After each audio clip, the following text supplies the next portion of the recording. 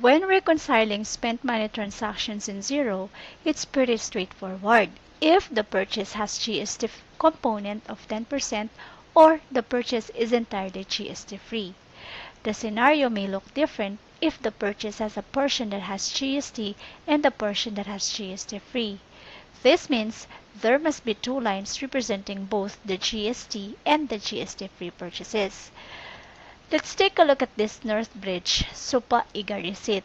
It says an asterisk denotes items which attracts GST.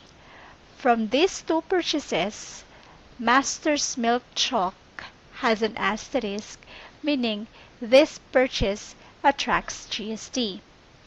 And the GST is already inclusive in the amount of 3.60, while the free-range milk is GST free.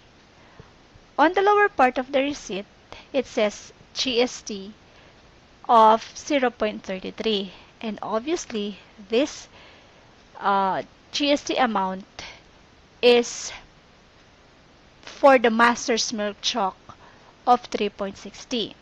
So let's head on to the demo company to reconcile the spent money transaction. So this is the Northbridge Supaiga bank feed for 24.54. So how do we reconcile this as spent money? Let's click on Add Details. The to field is automatic as well as the date. So make sure the amounts are tax exclusive. So on the first line, let's enter the GST purchase, which is Master's Milk Chalk. So we know the GST amount is 0.33. So let's type 0.33. However, we need to move one decimal point to the right. So instead of 0.33, this should be 3.30. Then account, let's say this is purchases. Tax rate is GST on.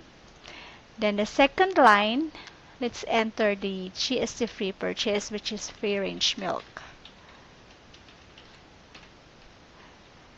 Enter 1, as the quantity, the unit price. So we need to work this out. So to calculate the GST free amount, let's enter the total amount first, which is 24.54. Then less the 3.30 GST purchase, then less the 0.33 GST tax of 10%. So 300. And then make sure this is GST free expense.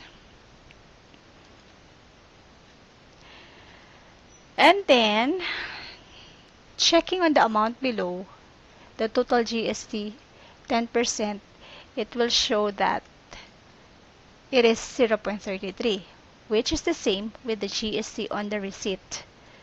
And the total amount here is also the same with the total amount below.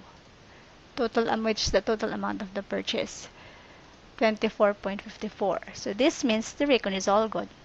And just click Save Transaction. Then click OK.